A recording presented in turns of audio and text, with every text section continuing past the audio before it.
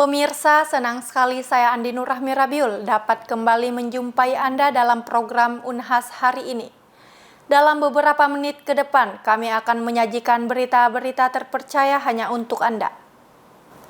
Kota Makassar sebagai salah satu kota terbesar di Indonesia Timur memiliki banyak permasalahan aspek sosial.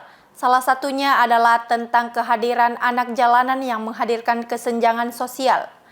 Kesenjangan sosial ini kemudian menghadirkan komunitas peduli anak jalanan yang berperan mengumpulkan para pemuda untuk masa depan anak jalanan yang lebih baik. Berikut liputan selengkapnya untuk Anda. Komunitas peduli anak jalanan Kota Makassar adalah komunitas yang berisikan relawan-relawan hebat dengan visi misi mulianya untuk membantu anak-anak jalanan. Komunitas ini bertujuan untuk memberikan bantuan kepada anak-anak jalanan agar bisa meraih kesempatan yang sama, terutama dalam hal pendidikan. Komunitas ini pertama kali didirikan pada tanggal 29 Juli 2012. KPAJ telah berperan aktif dalam berbagai aktivitas pendidikan dan telah membina kurang lebih 170 anak-anak jalanan. KPAJ memiliki 6 area binaan, tempat di mana mereka mendidik dan memberdayakan anak-anak jalanan yang tersebar di Kota Makassar, yaitu area binaan Telkomas, area binaan BTP, area binaan Unhas, area binaan Adiaksa, area binaan Kerung-Kerung, dan area binaan Manggala. Oke, baik, terima kasih sebelumnya. Jadi saya akan menjelaskan beberapa tujuan KPAJ. Tujuan KPAJ itu sendiri yaitu mengurangi jumlah anak jalanan yang ada di Kota Makassar. Dan meningkatkan literasi pendidikan khususnya anak-anak jalanan di Kota Makassar. Dan tujuan dari KPAJ itu sendiri adalah sebagai tempat pendampingan anak-anak jalanan yang ada di Kota Makassar.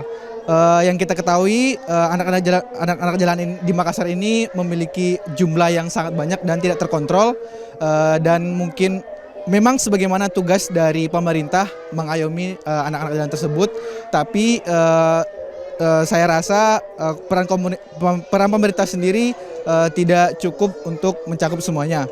Jadi disitulah kehadiran dari KPAJ sendiri, memberikan pendampingan kepada anak jalanan, membina mereka dan memberikan pendidikan serta ekonomi mereka. Yusuf Al-Qodri selaku Ketua Umum Komunitas Peduli Anak Jalanan Kota Makassar mengatakan bahwa KPAJ hadir agar anak-anak jalanan dapat terayomi dengan baik dan mendapatkan pendidikan yang lebih baik. Yusuf Al-Qodri juga berharap agar KPAJ terus berlanjut dengan generasi-generasi peduli yang akan terus mendampingi dan membina anak-anak jalanan. Salah satu program dari Kementerian Keuangan Republik Indonesia, Uang Kita Tol, hadir di Universitas Hasanuddin. Kegiatan yang ditujukan untuk generasi milenial ini menghadirkan staf khusus Menteri Keuangan bidang komunikasi strategis. Uang Kita Tol merupakan ruang diskusi untuk memberikan wawasan, pengalaman sekaligus mengajak peserta untuk berdialog mengenai berbagai isu yang berkaitan dengan pengelolaan anggaran pendapatan dan belanja negara (APBN) yang disebut dengan Uang Kita. Kegiatan ini dibuka oleh Wakil Rektor Bidang Kemitraan, Inovasi, Kewirausahaan dan Bisnis Universitas Hasanuddin, Profesor Dr. Engineering Adi Maulana ST Empil. Dalam sambutannya, Prof. Adi menyampaikan bahwa kunci untuk mencapai visi Indonesia Maju 2045 ialah dengan mengoptimalkan pemanfaatan bonus demografi. Dan kegiatan Uang Kita Talk yang diselenggarakan ini dapat menjadi salah satu penopang untuk hal tersebut. Karena menghadirkan pembicara yang berkompeten dan kredibel yang mampu menambah pengetahuan mengenai pemanfaatan APBN. Usai dibuka, kegiatan diisi dengan sambutan dari Kepala Perwakilan Kementerian Keuangan Sulawesi Selatan, Supendi, dan dilanjutkan dengan konferensi bertemakan Perekonomian Terkini dan Indonesia Maju 2045 yang dibawakan oleh staf khusus Menteri Keuangan bidang komunikasi strategis Justinus Prastowo. Dalam konferensi ini, Justinus Prastowo menyampaikan bahwa untuk menuju Indonesia Maju 2045, Indonesia harus mampu keluar dari middle income trap dan perubahan struktural di industri 4.0.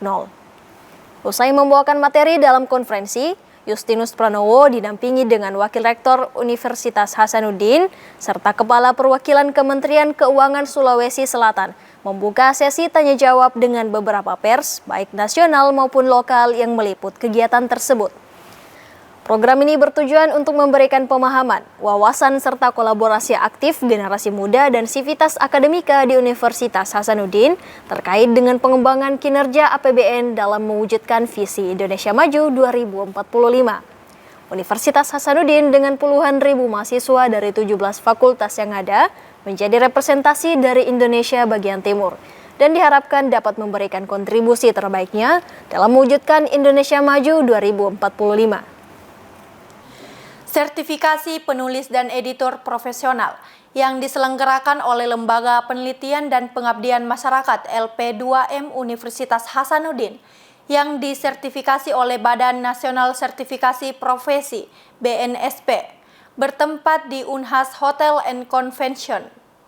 Sertifikasi penulis dan editor buku profesional oleh Badan Nasional Sertifikasi Profesi digelar di Unhas Hotel pada 5 Oktober 2023. Acara ini diselenggarakan oleh Lembaga Penelitian dan Pengabdian Masyarakat Universitas Hasanuddin dengan tujuan untuk meningkatkan kualitas penulisan dan penyuntingan karya ilmiah. Sebanyak 9 orang asesor Badan Nasional Sertifikasi Profesi terlibat dalam evaluasi kemampuan dosen Unhas dari berbagai fakultas dalam 4 skema sertifikasi, yaitu penulisan buku non-fiksi, penyuntingan substantif, penulisan artikel ilmiah, dan penelaah karya tulis ilmiah. Kan dosen itu kan sebenarnya ada tugas yang sudah melekat ya, misalnya tiap hari itu menulis, kemudian biasa mengedit sesuatu tulisan atau menulis jurnal.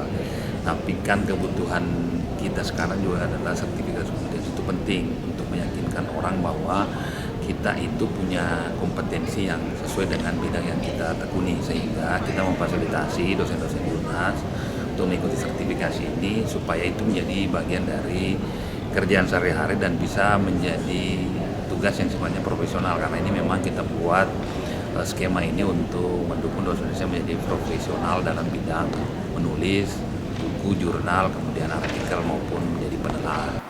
Profesor Suharman Hamsa STMT PhD Engineering HSE Chart menyampaikan harapannya bahwa dengan adanya sertifikasi penulis dan editor profesional dapat memberikan lisensi bagi dosen sehingga bisa digunakan di level nasional, yang nantinya dosen-dosen ini diminta untuk menjadi editor digital yang pengaplikasiannya dapat dilakukan di Indonesia maupun luar negeri.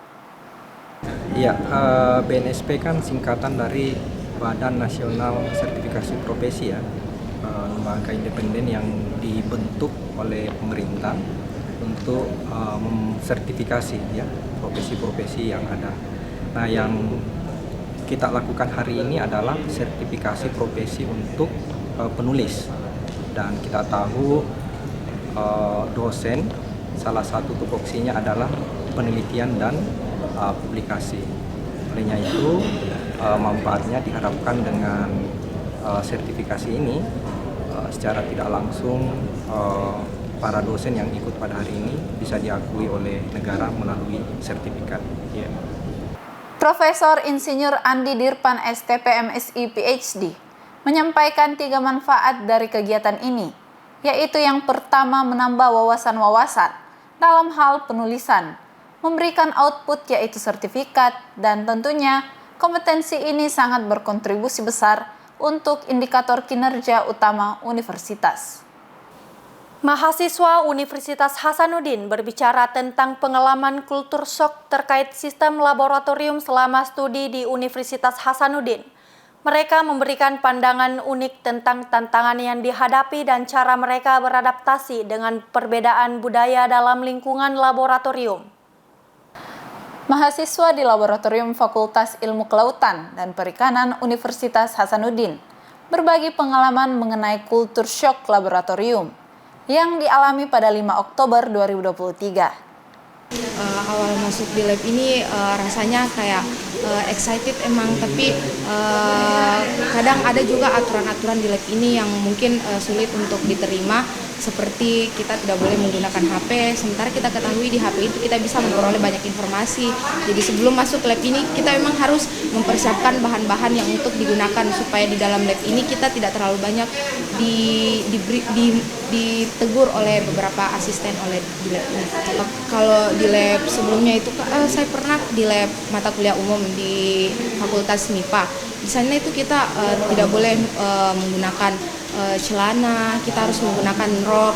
Sementara di lab ini kita dibebaskan untuk melakukan itu. Jadi menurut saya hal itu sangat bagus untuk saya terima. Ya, penggunaan HP dan fasilitas elektronik lainnya Kak, yang menurut saya hal itu bisa menunjang tetapi tidak diperbolehkan di lab ini. Lumayan banyak Kak, seperti kita harus mengatur posisi respon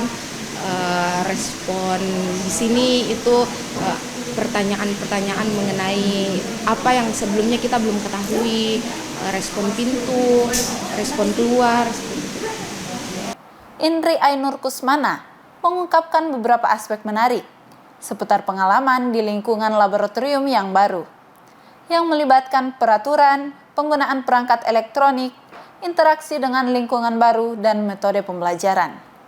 Mahasiswa mengungkapkan beragam perasaan ketika pertama kali memasuki laboratorium. Indri Ainur Kusmana juga menghadapi beberapa peraturan yang sulit diterima, seperti larangan menggunakan handphone. Meskipun ada perbedaan aturan dengan laboratorium sebelumnya, beberapa mahasiswa menganggap kebebasan memilih pakaian sebagai hal yang positif. Berita tadi sekaligus menutup perjumpaan kita hari ini. Terus saksikan Unhas hari ini hanya di Unhas TV. Saya Andi Nurrahmi Rabiul beserta kru yang bertugas pamit undur diri dan sampai jumpa.